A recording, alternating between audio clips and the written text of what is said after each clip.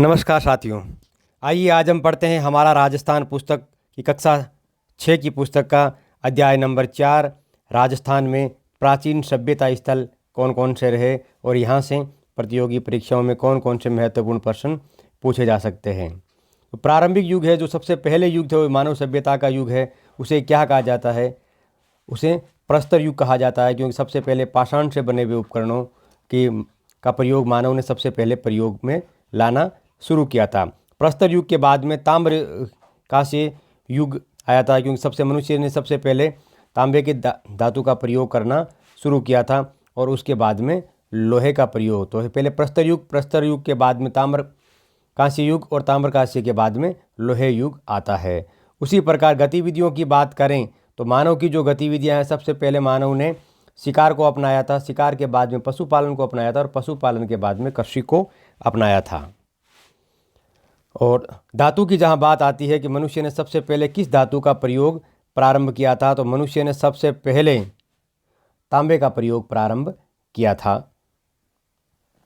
और राजस्थान के अंदर जो ताम्र सभ्यता है, उनके अवशेष कहाँ कहाँ प्राप्त हुए? कालीबंगा, गणेश्वर और आहड़, यहाँ पर ताम्र सभ्यता के अवशेष प्राप्त हुए हैं। राजस्थान में सभ्यता के प्राचीन केंद्र कौन कौन से हैं और इन केंद्र के लेकर ऐसे सवाल पूछते हैं कि ये कौन से स्थान, जैसे कालीबंगा है, कौन से जिले में स्थित है? हनुमानगढ़ में। पीलीबंगा हनुमानगढ़, रंगमेल हनुमानगढ़, बड़ोपल श्रीगंगानगर, सोथी बीकानेर, तिलवाड़ा बाड़मेर। बागौर कहाँ है, जहाँ पशुपालन के प्राचीनतम अवशेष मिले? भीलवाड़ा में। किलुंड कहाँ है? राजसमंद के अंदर। आहड़ या आयड़ उदयपुर के भीतर। नगरी चित्तौड़ और नगर टोंक, दोनों अलग अलग ध्यान रखना। नगर है वो तो टोंक जिले में है और नगरी है वो चित्तौड़ में। रेड, जिसे राजस्थान का टाटा नगर भी कहा जाता है, क्योंकि यहाँ सिक्कों का एक बहुत बड़ा जखीरा मिला था, तो रेड टोंक के अंतर है। दर भरतपुर में, बैराट जयपुर में और गणेश्वर सीकर में और सुनारी झुंझुनू में। तो ये प्राचीन सभ्यता स्थल है जिनके बारे में सीधे सीधे प्रश्न पूछ सकते हैं। इसके बाद में आते हैं सबसे पहले कालीबंगा। कालीबंगा है वो प्राचीन दृष्टवती या सरस्वती नदी के किनारे इसका विकास हुआ था, जिसको वर्तमान में गगर नदी के नाम से भी जाना जाता है। यहाँ से ये प्रश्न आता है कि इसके कालीबंगा की खोज किसने की थी? कालीबंगा की जो खोज है वो अमलानंद गोष्ठ ने की थी। और इसका जो उत्खनन कार्य है वो किसके नेतृत्व में हुआ? बीबी लाल और बीके थापर के नेतृत्व में इसका उत्खनन हुआ था। मकान बनाने के लिए किसका प्रयोग किया गया?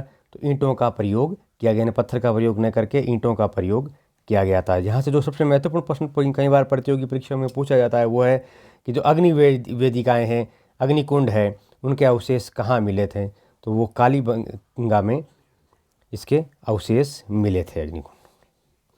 दूसरा है आगाटपुर या आयड़, ये उदयपुर के अंदर स्थित है और इसको स्थानीय नाम में, ये भी कई बार परीक्षाओं में पूछते हैं कि इसको स्थानीय नाम क्या है? तो स्थानीय नाम है इसका धूलकोट।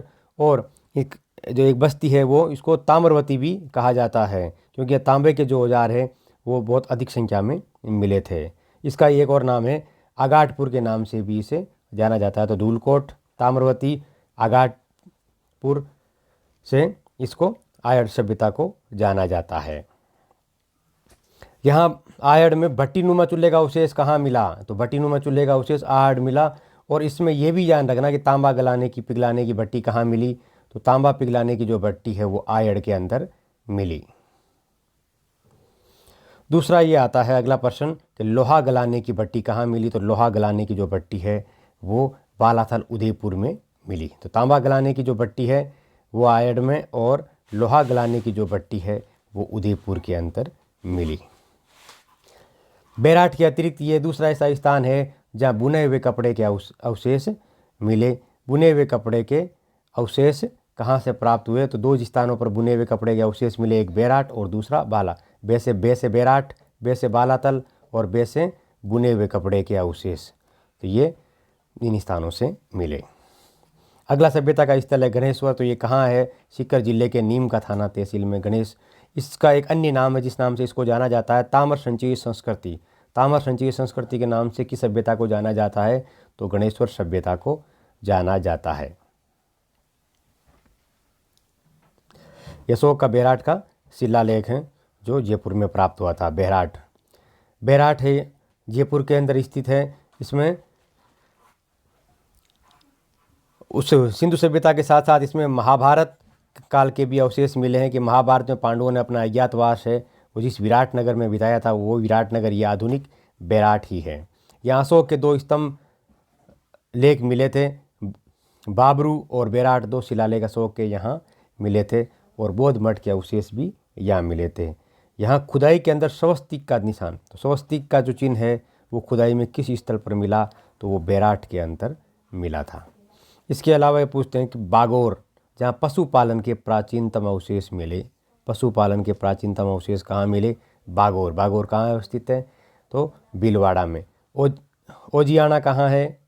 परीक्षा में आया हुआ प्रश्न है 2004 RPSC में। ओजियाना कहाँ है? तो ओजियाना भीलवाड़ा में है। सांभर जयपुर में। जोधपुरा जयपुर में एक गांव है जोधपुरा नाम से। टोंक में नगर और रेड टोंक में है।